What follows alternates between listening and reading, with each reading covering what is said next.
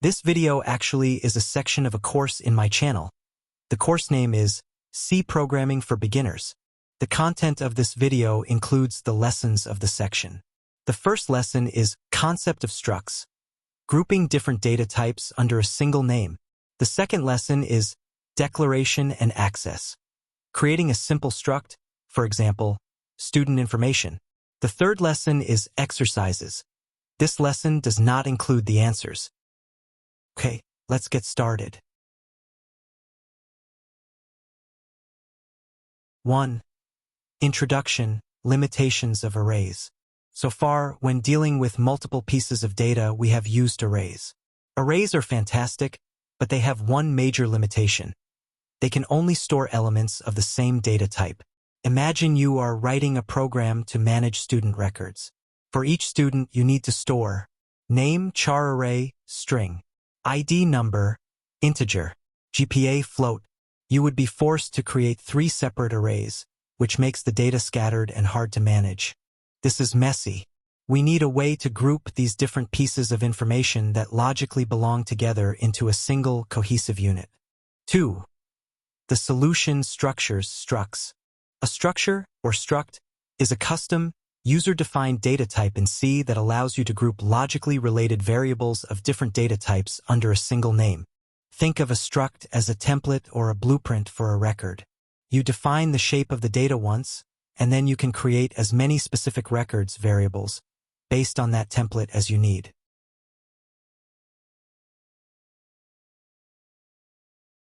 3.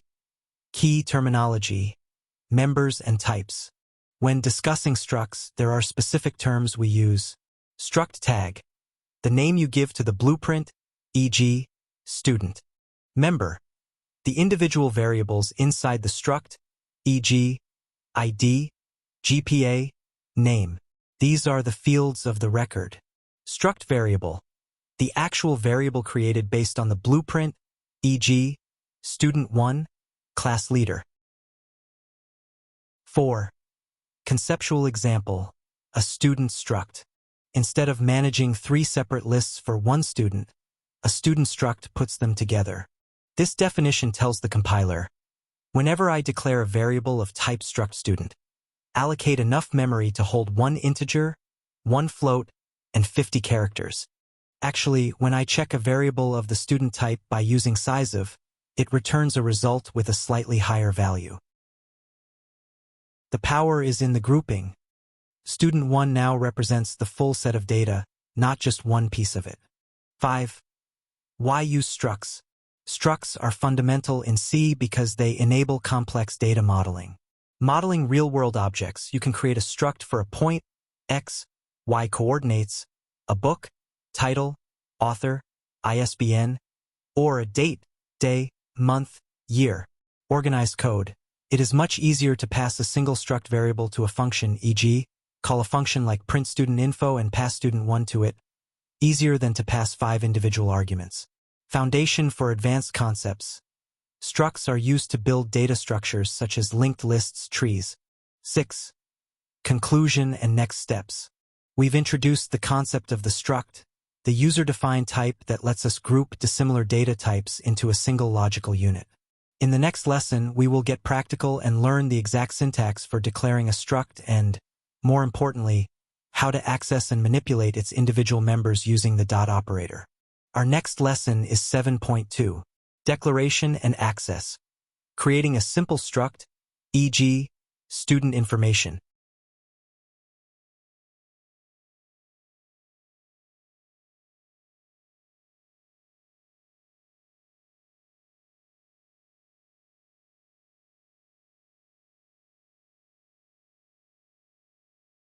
One. Introduction, Structs in practice. In our last lesson, we introduced structures, structs, as the blueprint for creating complex, custom data types in C. Today, we will focus on the practical steps, defining the struct blueprint, declaring a struct variable based on that blueprint, accessing the individual members of the struct variable using the crucial dot operator. 2. Defining the struct blueprint. A struct definition creates the template but does not allocate any memory. It just tells the compiler how the data should be organized. We usually define structs globally outside of main. Syntax for definition, you see here. Example, the student struct, you see here. 3. Declaring struct variables. Once the blueprint is defined, we can declare variables, records of that type. This is when memory is actually allocated. Syntax for declaration, you see here. Here, example declarations. 4. Accessing members, the dot operator. To access or modify the individual fields, members, within a struct variable, we use the dot operator. Syntax for access. Code example, access and modification.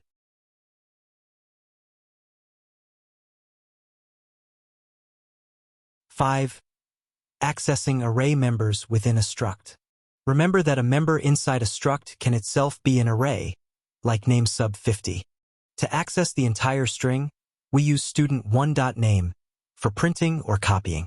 To access an individual character within that array, we use 2 sets of indexing.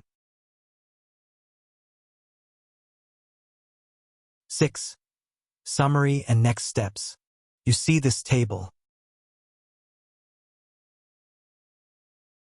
We now know how to build and manipulate our own custom data types using structs. Our next lesson is 7.3. Exercises, no answers.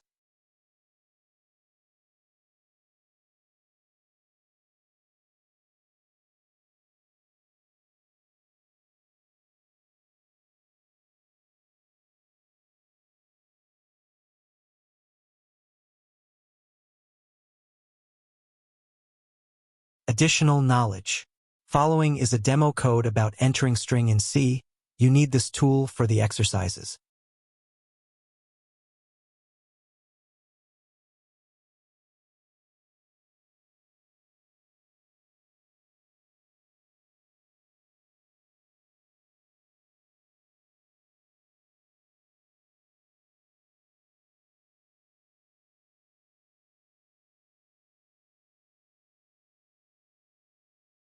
Exercise 1.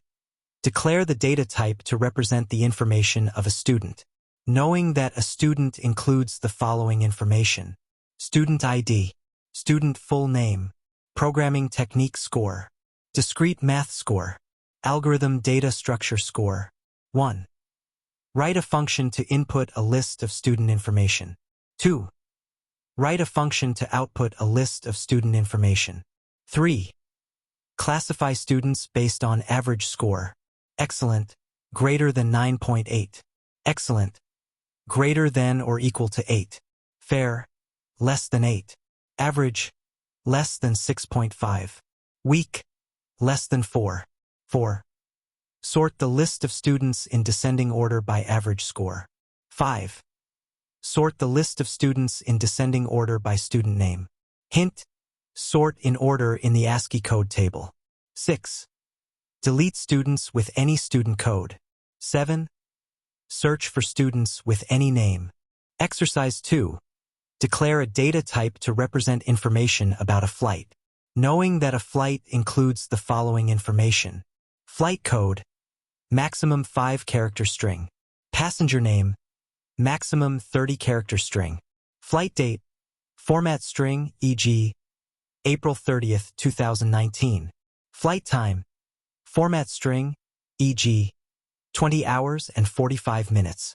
Departure, maximum 20-character string. Arrival, maximum 20-character string. 1. Import flight information list. 2. Export flight information list. 3. Delete flights with any flight code. 4. Add new flights to the list. 5. Sort the flight list in ascending order by year. 6. Search for flights with any flight date. 7. Search for flights with any flight code. 8. Search for flights within the given time period, X, Y. 9. Search for flight information with passenger names whose letters in the names match the required string X search. 10. Catch all possible data binding errors.